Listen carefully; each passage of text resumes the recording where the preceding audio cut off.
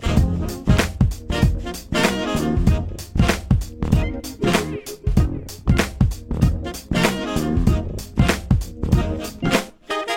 get my feet back on one.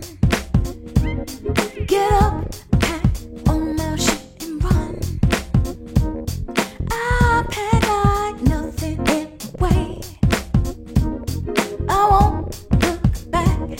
My life is clear as day. Oh, I'm here to stay. No matter what might come my way, I got my feet planted on the ground. From the wisdom that I found, I can see the light, and I finally got it right. And I'm through talking all the time, chasing dollars for a dime. African rhythm survived American slave trade, and out of it some new song forms were made, like field colors and work songs that passed the time. They became the blues, and then the rhythm went ragtime. In New Orleans it picked up Creole flavor, sophisticated brass bands for your it's a savor, mixed with the freestyle of freed slaves who by ear from their heads played songs, marched in band for those who passed on. It moved to Chicago, where improvisation grew from being used as embellishment into something brand new. Then in New York the rhythm played quite symphonic, opening up the world of jazz harmonics. Through much transformation was born what we know as this cultural marriage called jazz. Swing, bebop, funk, jazz, a wide array. Fusion, neoclassical, they're here to stay. I took some time and wrote a rhyme about jazz history, about what jazz is and what it used to be. I'm educating, elevating every one of you cats. You got to know where jazz came from to know where it's at.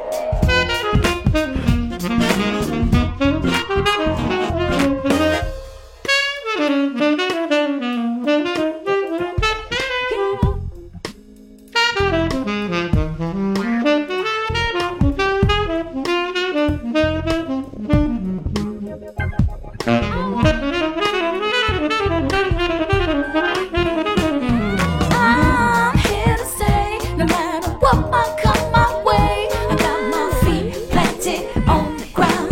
From the wisdom that I found, I can see the light, and I finally got it right. And I'm through talking all the time, chasing dollars for a dime. I keep my face in the light, not afraid of any high. My feet are planted on the ground. From the wisdom that I found, my feet are planted on the ground. From the wisdom that I found, my feet are planted on the ground. From the wisdom that I found.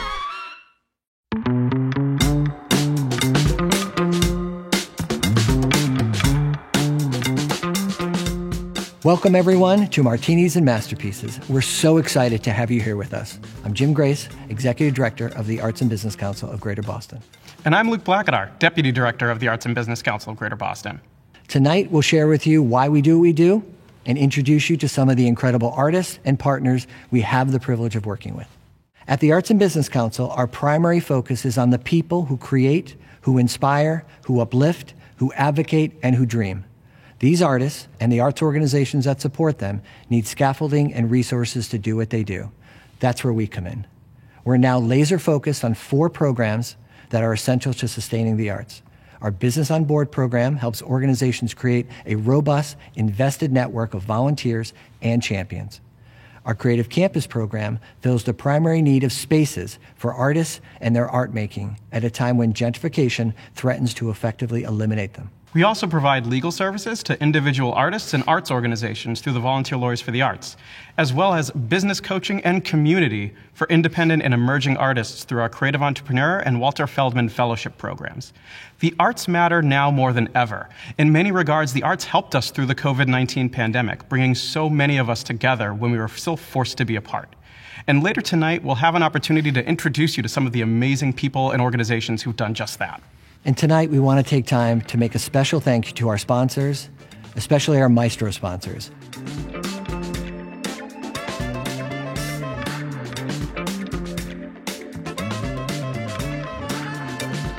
As we've all seen, the pandemic exposed the resource divide in our communities. These inequities play out in every sector, and the arts sector is no different. Those with resources and support, economic and otherwise, were better able to move forward and withstand the financial hardship brought on by the pandemic. We're conscious of this, and we're doubling our efforts to invest in a more equitable arts. Our fundamental goal is to level the playing field ensuring that diverse voices lead our creative community forward. In addition to COVID, in this past year, we've also seen a huge response to the racial reckoning in the arts sector and in our country. And so many of the artists we work with have been leading the charge. We love our jobs and appreciate getting to work with so many talented people. I love helping creators solve problems and generally feel empowered and confident about the decisions they make and the work they do. The arts sector is incredibly resilient and powerful. I'm also so lucky to get to work with such talented, committed people who challenge us all to create change, to see more, understand more, and do more. Having a front row seat to the beauty and creativity is a true privilege. We hope you enjoy having a front row seat tonight to meet the artists, to hear from our honorees, and to celebrate our collective resilience. Now I'm delighted to introduce you to our first group of 2021 Creative Entrepreneur Fellows, author, actress, and singer, Umaleni Maleba Adebo, recording artist Stephanie McKay, actor, musician, and writer Abria Smith, and violinist and vocalist Jordan Pettis.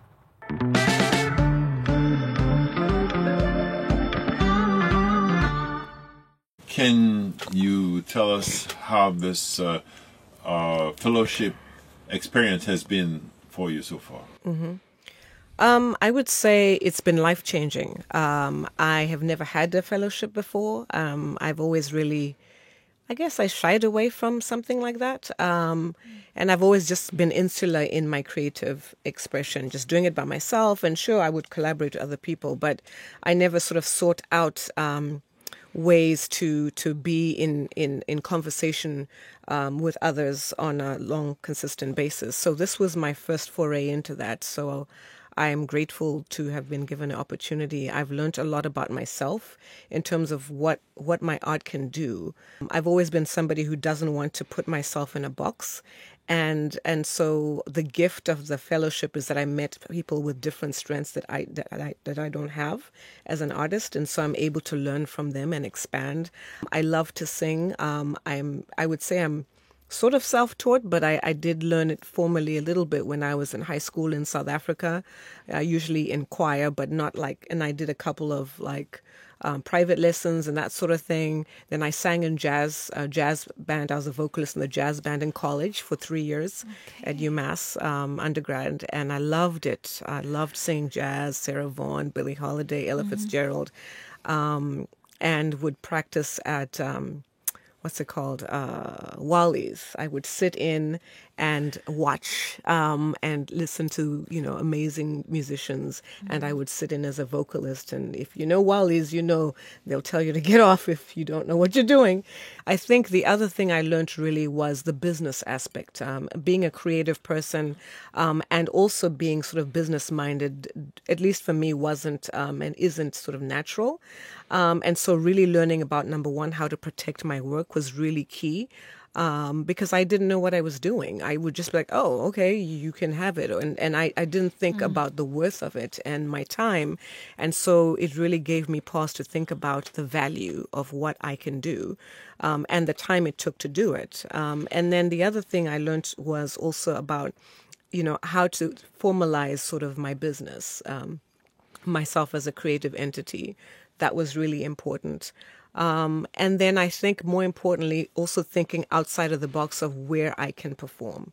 I was always kind of going to traditional routes. Well, if you're a singer, you want to make sure that you sing in all the great halls and you want to do the symphony halls and you want to do all these things. But there's so many other things in between those places.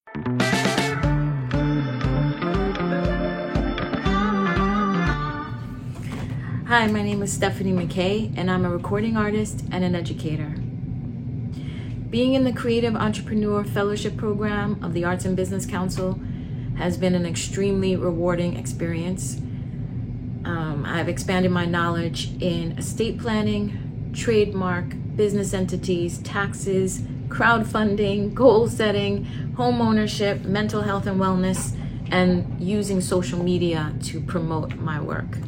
I would recommend this program to other artists of color at any stage of their career.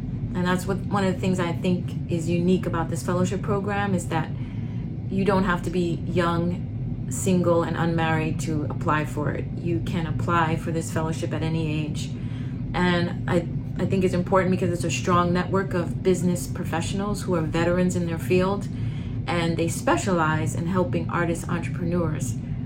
A second benefit is the fellow alumni collective who are thriving in their own careers and exemplify the principles that you're learning in the program out in the real world. So you get to see how other artists are exploiting their work and promoting their work and themselves in different ways so that they can sustain their career with multiple income streams. I want to thank the Arts and Business Council. I want to thank Candelaria, Luke Blackadar, and all my fellow alumni in the program. Let's keep building.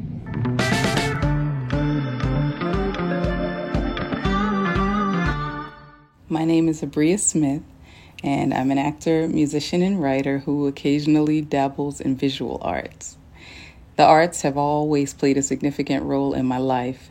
They've provided me with a way to express myself freely when I couldn't find my voice. I'm extremely grateful to have participated in the 2021 CEF program. Being accepted into the program really boosted my confidence and made me feel acknowledged and appreciated as an artist. CEF encouraged me to start really seeing myself as an artist and not just someone who sneaks in creativity between work and life. The program gave me access not only to resources and opportunities I might have not otherwise known about, but it also introduced me to a network of talented artists and professionals. The access we had to coaching and all the informative workshops were priceless. I would definitely recommend the CEF program to other artists because it provides us with an opportunity to join a nurturing community that understands our unique needs and a safe space to talk about our successes and failures and give and receive honest and caring feedback. The pandemic changed the ways a lot of artists were able to create and perform. Although I had fewer opportunities for live performances, I definitely grew from the challenge of having to create believable characters on Zoom and convey convincing emotions without experiencing other people's energy in person. With the tools that I gained from CEF, I look forward to focusing more on creating and actually sharing my own work with others. I look forward to a time when I can make a living doing what I love the most.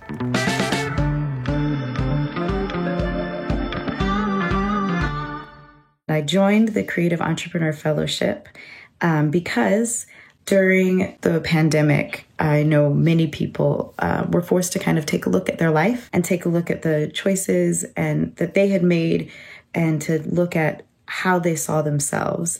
And I wanted to expand my own artistic endeavors.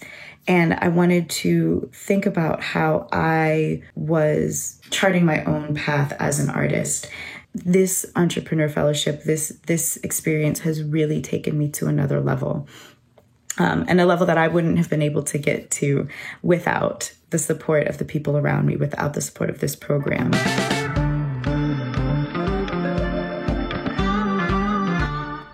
Good evening, everyone. This is Panos Panay. I am the co-president of the Recording Academy, or the organization that probably most of you know as the presenter of the annual Grammy Awards.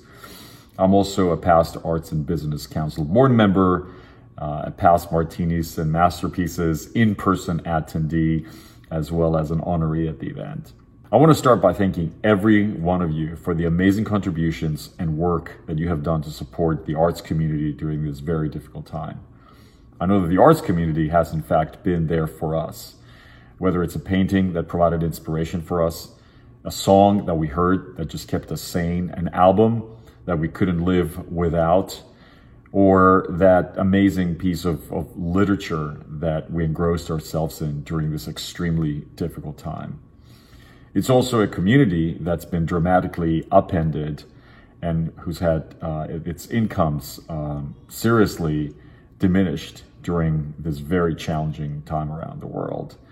Venues have closed, arts galleries have shattered, festivals have been postponed, and this is also a community that has undergone tremendous changes and transformation due to all the technological shifts that have been taking place.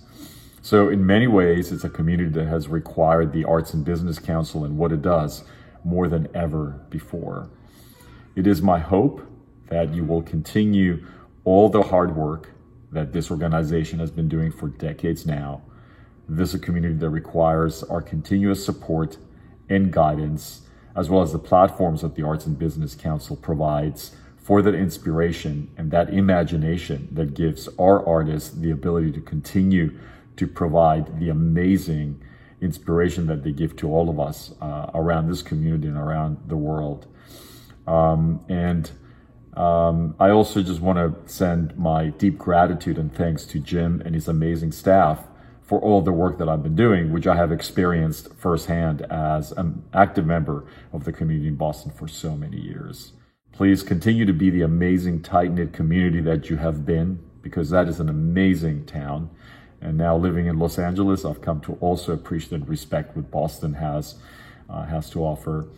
But also don't forget to have fun, because that's important, and that's how we just keep doing what we're doing. So enjoy the evening, enjoy each other, and say hello to everyone from me.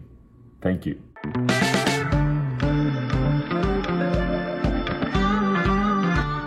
Every year I fall in love with a new group of creatives in my work as program coordinator for the Creative Entrepreneur Fellowship, and I've just completed my 7th year with the program.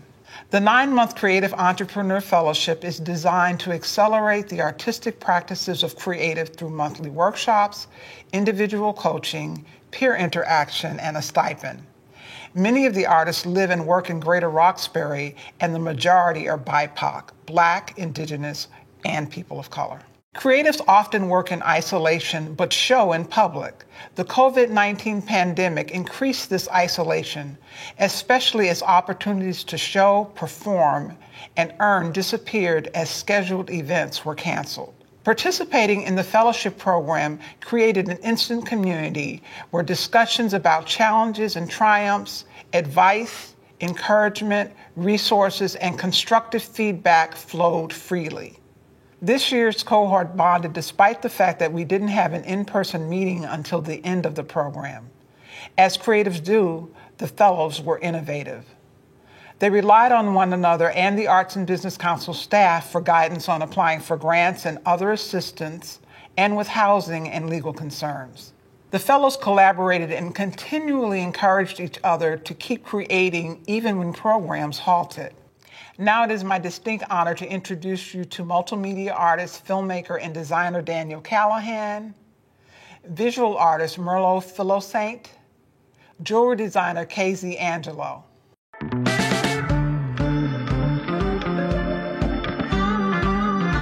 My name is Daniel Callahan. I am a multimedia and interdisciplinary artist, and my work is very much about exploring human resilience, ritual, and creating experiences that blur the lines between artist, viewer, and subject. My work is usually participatory in some way, very reflective around the issues and concerns that I've been going through. It's very much been a tool for me to explore not only myself, but my world and all my problems, but in a way that is generative, in a way that hopefully connects with others who are dealing with the same thing, and hopefully to find innovative solutions through expression. I'm very much about creating experiences, and I was just really blown away by the experience that I had being in the CEF program. What I really like about the program is it's while it focuses on business, it really talks about integrating your art form into the business and really understanding your art form as a business and understanding your business as an art form. And so really digging down to how we can be better entrepreneurs, how we can better represent ourselves and live from the work that we do. So much about art making can be very isolating, can be very insular. And I think anytime that you can give artists a chance to better ourselves in community, through community, and to bring skills to the table that we may not inherently have, and to share that with us, all those things are really important, and they go a long way. I would definitely recommend the CEF program to anyone who is an artist who is looking to take their practice to the next level. because that's really what this is about.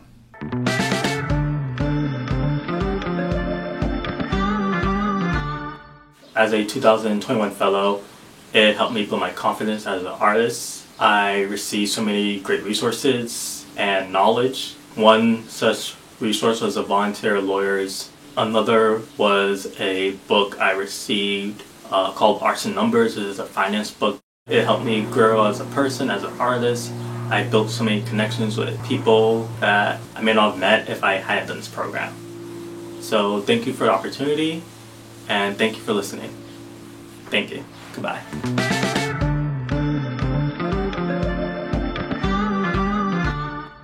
Hi, my name is Casey Angelo, and I make Floxy jewelry.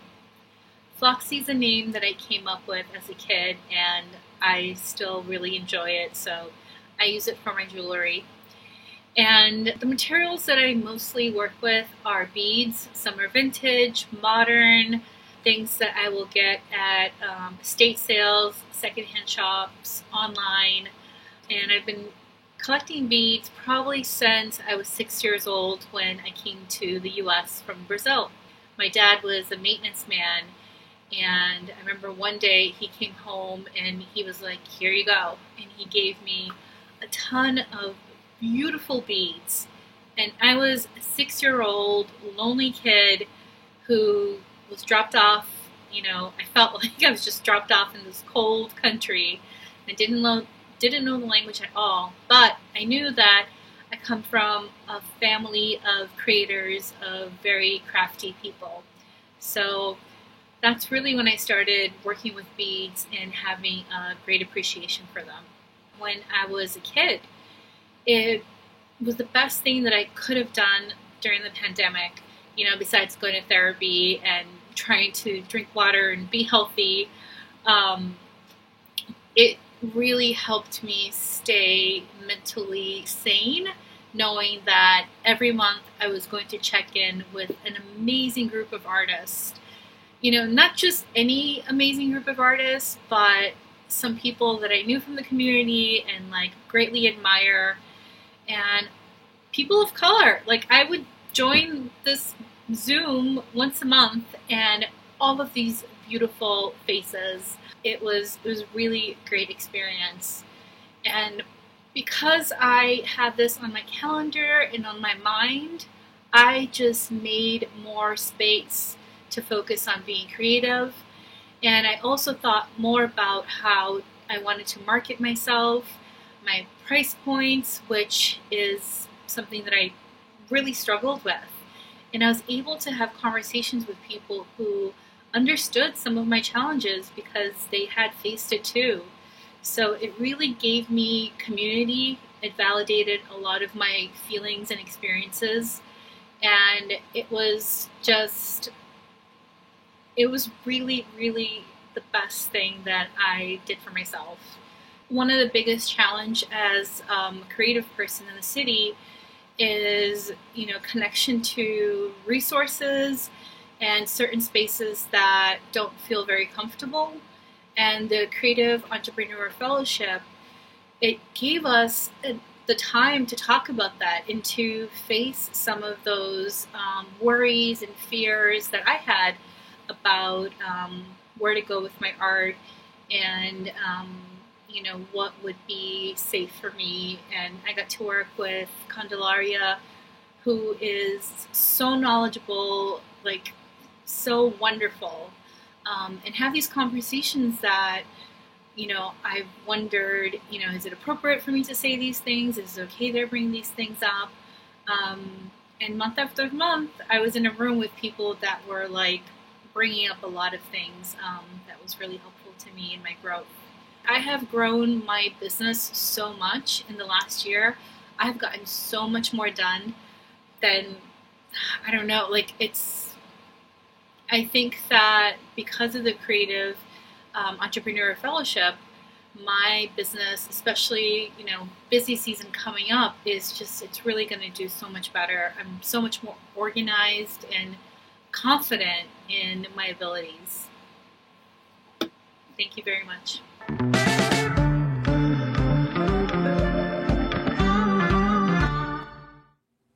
Have you ever died while breathing, while standing vacant, a tsunami of tears flood in your brain?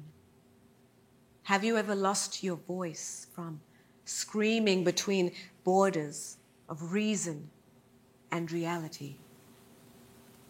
Have you ever heard shallow breaths like earthquakes shaking the foundation that are your feet? Have you ever watched your foundation break in two continents, unable to split yourself in two? Have you ever cried? Have you ever cried in the arms of your shadow? I'm tired of regurgitating names. I'm tired of flowers, altars to the dead.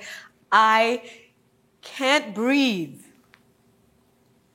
These streets, this land, this country, this world, cemetery of black and brown bodies, mine, always mine, always mine, ours, ours, ours.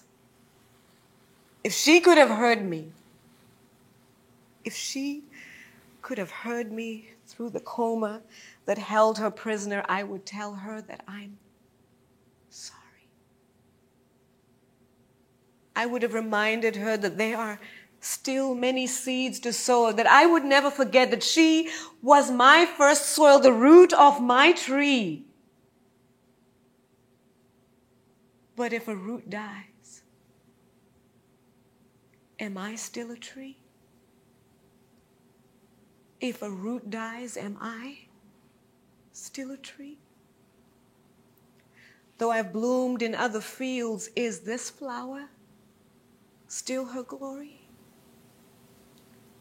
In the darkness, remembering offerings by candlelight, Pamani, we would huddle like Nyenyedzi, read Bible verses, and Sekuru learned enough to buy 12 acres to be free, but Wazukuru Itnini still grew up called Kafa, the N-word.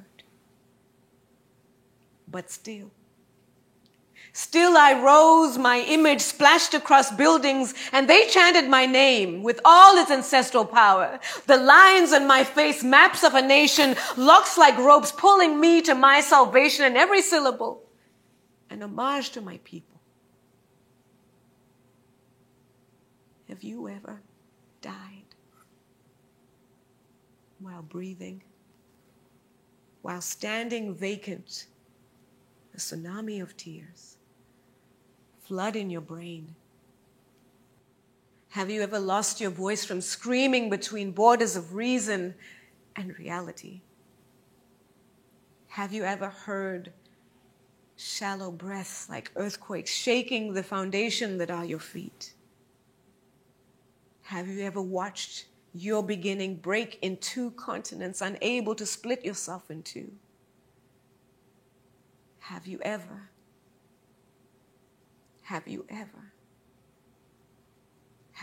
cried in the arms of your shadow?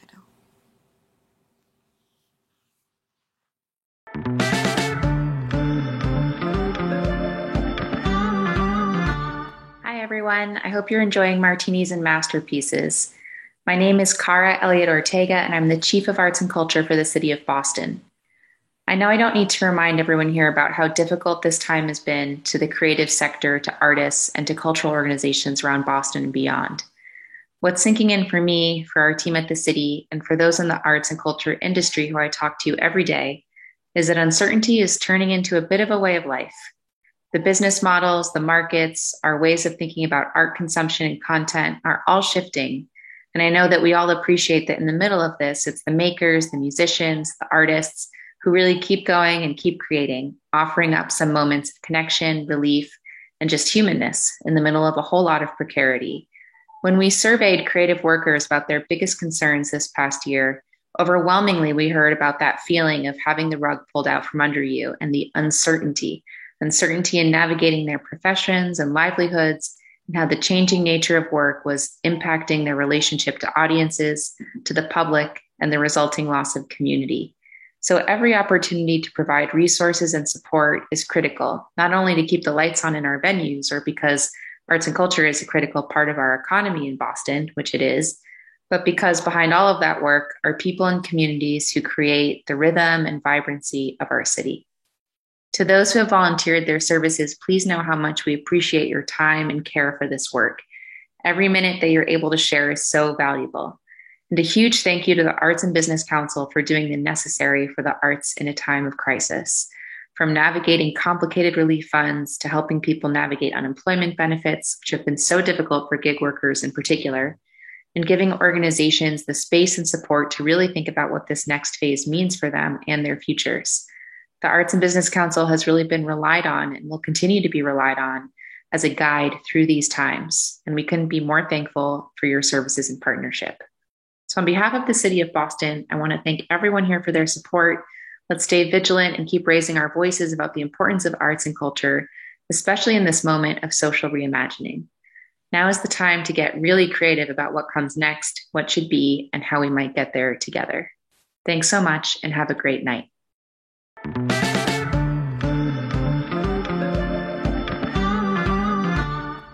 I'm Cheryl Tagayas, the Board Chair for the Arts and Business Council. Thank you for joining us tonight. In my 7 years on the Board of Directors, I have seen this organization rise to meet the needs of the arts community as it has faced many challenges. None of these challenges has been as daunting as those we have experienced in the past 18 months. Our response to these challenges has included one-on-one counseling, written materials, workshops, and collaborations with law firms and art service partners from around the country. I am so proud to be part of an organization that puts the artists at the center of their work. Our Creative Campus initiative is addressing one of the creative community's greatest needs: equitable access to safe, affordable, appropriate space. I have been an architect for over 30 years and have seen firsthand the gentrification that results from rising real estate costs.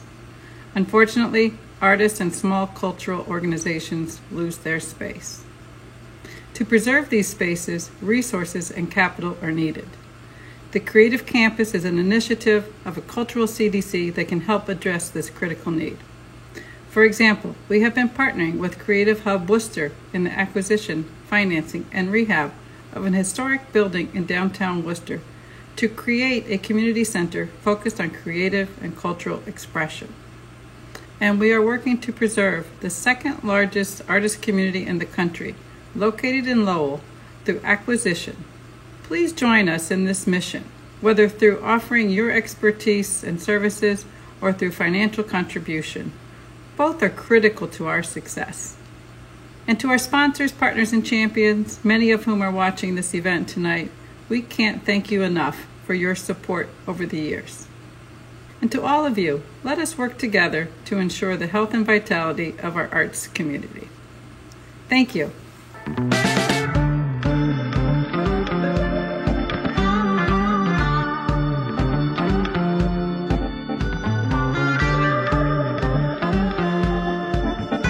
Now, in its 7th year, the Walter Feldman Fellowship for Emerging Artists supports the professional careers of visual artists with the opportunity for their first solo exhibition. They also receive curatorial and professional development support to improve the business side of their artistic practice. Our juror for this year's fellowship, celebrated Boston and now New York-based artist Steve Locke, called the work of our 2021 Feldman Fellows, Marla McLeod and Brooke Stewart, visually challenging and technically strong work that made me think about power, agency, and humanity. And Steve went on to say, their work made me remember how powerful figuration can be in capable and empathetic hands. At the Arts and Business Council, we know how powerful and how impactful these programs can be, not only for the artists who directly benefit, but for the artistic community at large. That's why we do what we do. For every donation we receive, we give back tenfold to our creative communities. I hope before this night is over, you'll take a moment to text your support. From all of us at the Arts and Business Council, our partners and those we serve, thank you very much. As part of my role as Deputy Director, I manage our legal services program, the Volunteer Lawyers for the Arts of Massachusetts. The VLA, our longest-standing program, provides artists and arts and cultural organizations with affordable legal services. In spite of the threat the pandemic has presented to our community, we're encouraged by the progress that was made this past year. Not only have many artists been stabilizing their own businesses, but I've also seen many artists and arts leaders reaching out and creating new programs and collaborations that strengthen our community. That said, challenges lie ahead of us, and as many have relied on us, we too rely on others to help us move forward. Which is why I want to take a moment to recognize some of our volunteers and constituents who have already demonstrated leadership in helping our sector navigate the pandemic. Jill Havens at the Law Office of Jill Havens for patiently sharing with us her immense wisdom on employees' rights and navigating the unemployment system. Danielle Jerima Letterman at Morgan Brown & Joy for walking us through how nonprofits should think about their hiring and workplace policies during the pandemic. Elizabeth Mason of Mason Law for sharing her knowledge and expertise on pandemic-based changes to the unemployment process. Lily Palacios Baldwin of Tufts University for guiding both individuals and nonprofits on a variety of pandemic-related employment matters. Adamantia Giannakis and the pro bono team at Brown Rudnick for all of their assistance helping artists maintain their studio and living spaces. David Miller and the pro bono team at Proskauer for their counsel to dozens of arts and cultural organizations, as well as their outstanding work with the New England Musicians Relief Fund. And finally, the New England Musicians Relief Fund for quickly creating such a robust safety net for musicians in need. Thank you for your leadership, wisdom, and support. Finally, I'd like to introduce our recipient of the 2021 Robert B. Frazier Award for Excellence in Pro Bono. Every year, we present the Frazier Award to an attorney or law firm who exemplifies the VLA's mission and commitment to the arts. This year, we present the award to Michelle Brownlee, trademark counsel at the Bose Corporation. A veteran of the VLA, Michelle always amazes me with her enthusiasm to take on new challenges and her readiness to provide mentorship to her fellow volunteer attorneys. Michelle, thank you so much for all that you do. Good evening. I'm Michelle Brownlee, trademark counsel at Bose Corporation. I am humbled to accept the nomination for this year's Robert Frazier Pro Bono Award. When Luke first suggested that I should be this year's recipient, I felt like I was unworthy, as it seemed that my contributions were small. But when I stopped to think about it, I realized that over the years I've helped many clients, and in the aggregate have impacted the lives of many. I was first introduced to Volunteer Lawyers for the Arts when I participated in a clinic at Columbia Law School where I did client intake. I got involved with VLA's Boston chapter shortly after I moved here in 1999. In my early volunteer days at the Gillette Company, I helped the baker of Boston Red Chips cookies resolve a dispute with Major League Baseball over her cookie's name. I also helped an entrepreneur register the MemoBot trademark for uniquely shaped USB memory sticks that had anime videos and other content loaded on them. In 2006, I worked with my favorite client, a nonprofit organization called Rockstars that provides instruments and music lessons to kids who can't afford them.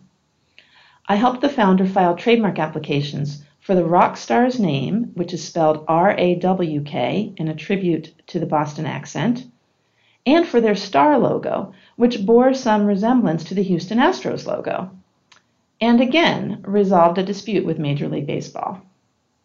In more recent cases, I helped a comedian resolve a trademark dispute involving the name of a comedy festival, and even stepped outside the world of trademarks to help a ballet teacher resolve a dispute with her ex-husband regarding the terms of their divorce agreement. The work I've done as a volunteer attorney through VLA has been incredibly satisfying. While the cases may seem small in scale and scope compared to the ones I handle in my day-to-day work for a large company, they have tremendous importance for the creative people who have poured their hearts and souls into their work. The point is, for a relatively small investment of time, you can make a huge impact. Every time I think of Rockstars and of all the kids' lives it has touched, it makes me so happy to know I played a part in the organization's mission through my volunteer legal work. I hope that I will continue to serve VLA clients for many years to come. I thank the Arts and Business Council for recognizing the importance of pro bono legal services in furtherance of the arts. Thank you.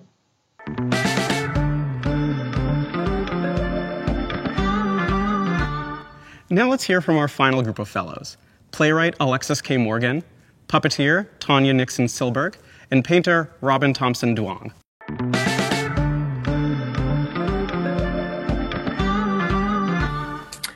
Hi, everybody. My name is Alexis Kristen Morgan, and I am an educator and a playwright.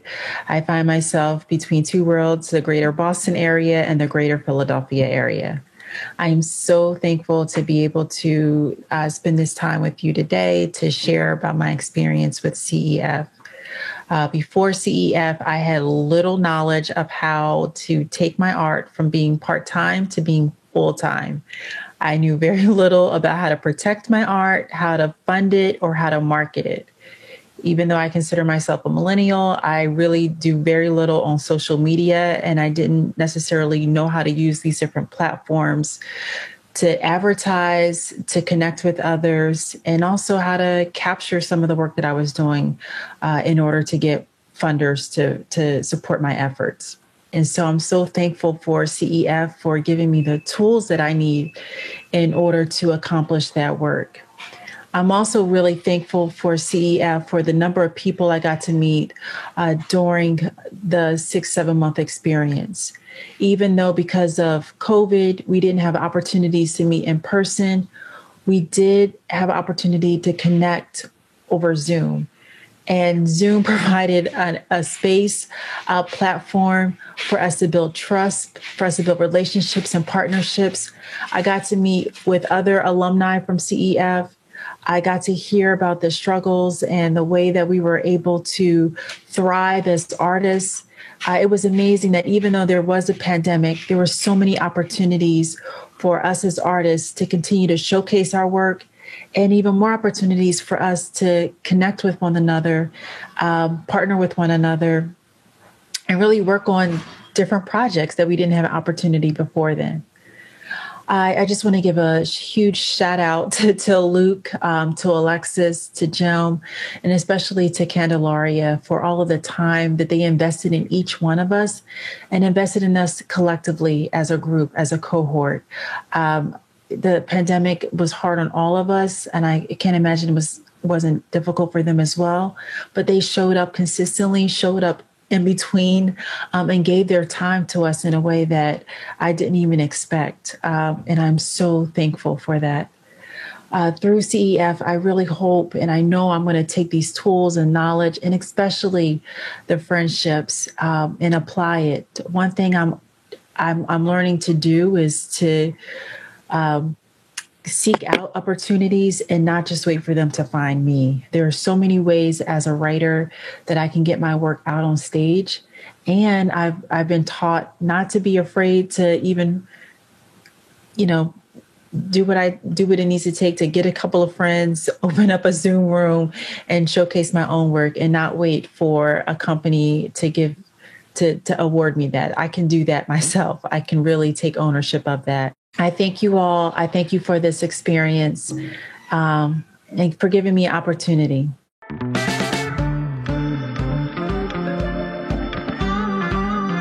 Hello, my name is Tanya Nixon Silberg. I am the founder of Little Uprisings. I am a puppeteer. I'm a Black mama. I do all the things. So the pandemic had thrown a wrench in a lot of my plans. I just started My Night in the Planetarium. We just debuted it in February of 2020. My Night in the Planetarium is a puppet show based on a book by Inosanto Nagara. And a lot of those gigs after that got canceled. And so that was a challenge. But what I also noticed about the pandemic is that it actually allowed for me to stop, reevaluate what was going on in my life, what was going on in my artistry, and move in a different way. I was able to let things go that weren't serving me and actually apply for the Creative Entrepreneur Fellowship. And being a part of that fellowship also helped me to hone the business. And that's what was really important, right? Like, we're all trying to do things differently, and to be able to get more information from the cohort and from the leaders was very, very helpful. The CEF program has helped me tremendously. Not only did it help with having camaraderie with all of the people, but also just kind of seeing going on in Boston. Boston is small, but it's also really huge when we think about Black and brown artists. Like, what are people doing? People do things in silos, right? So you don't know what's going on.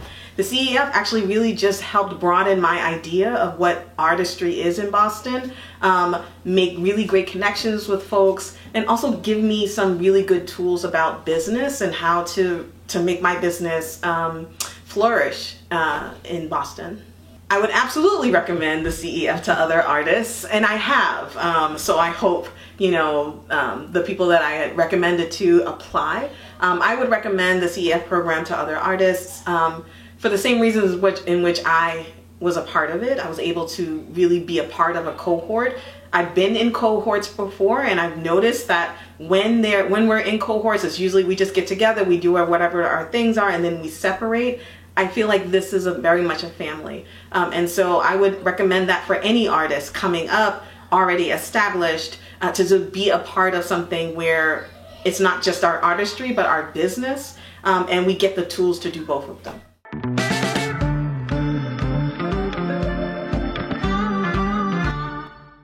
Hi, my name is Robin Thompson Duong. I am an artist, a painter. I paint primarily portraits of women of color, and I'm really interested in experimenting with my medium, which happens to be acrylic, and layering. I love color and just playing around with color and different themes about femininity and Black experience. I have been a teacher for over 12 years, teaching art in private and public institutions. And I just really felt that I needed to take a break from that to kind of recharge and work on my own practice, my own art. So I decided to do that, and I've been teaching part-time at my own studio, which I'm in right now, and doing some online teaching thanks to COVID. I have found that the Creative Entrepreneur Fellowship has really helped me think about different ways of sustaining my practice and my business, whether it be through financial advice, or just talking to other like-minded people. It's really important, I think, to have people around you who can understand kind of your struggles and celebrate your joys and your victories with you.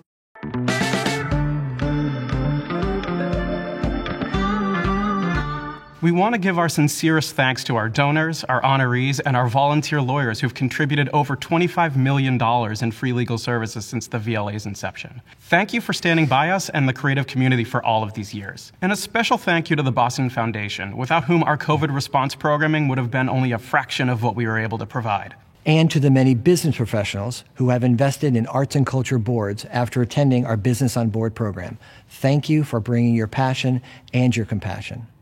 And to our board, we are so grateful to your dedication to our mission and unwavering support of our staff and our work. To the artists and arts organizations of Massachusetts, we applaud your resiliency, your tenacity, and your vision. We are honored to stand with you. Lastly, to those of you who are new to us, there is a place here for you. We need you. Welcome to the Arts and Business Council family. Thank you all for joining us, and we hope you have a good night.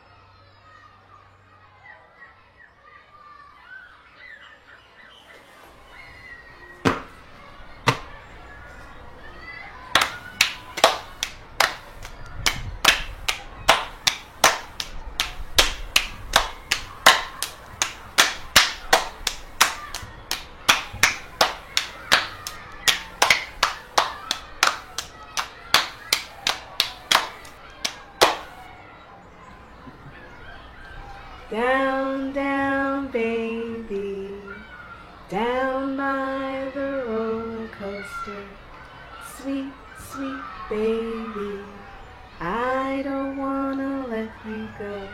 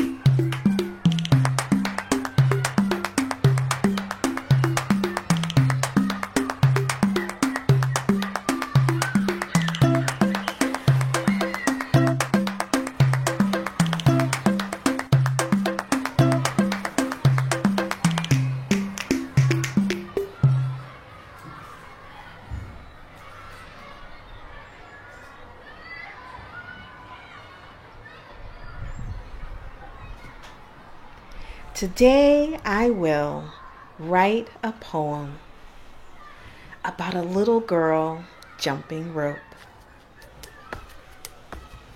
It will not be a metaphor for dodging bullets. It will not be an allegory for skipping past despair, but rather about the back and forth bob of her head as she waits for the right moment to insert herself into the blinking flashes of bound hemp, but rather about her friends on either end of the rope who turn their wrists into small flashing windmills, cultivating an energy of their own,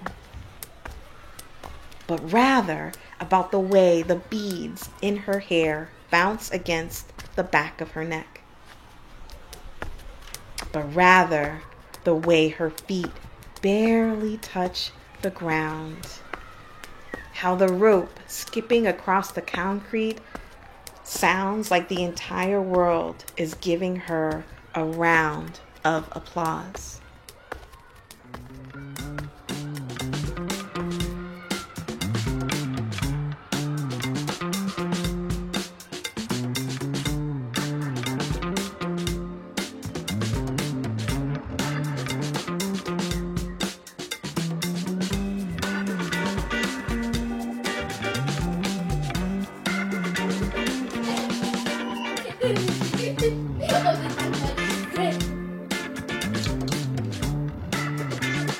Great.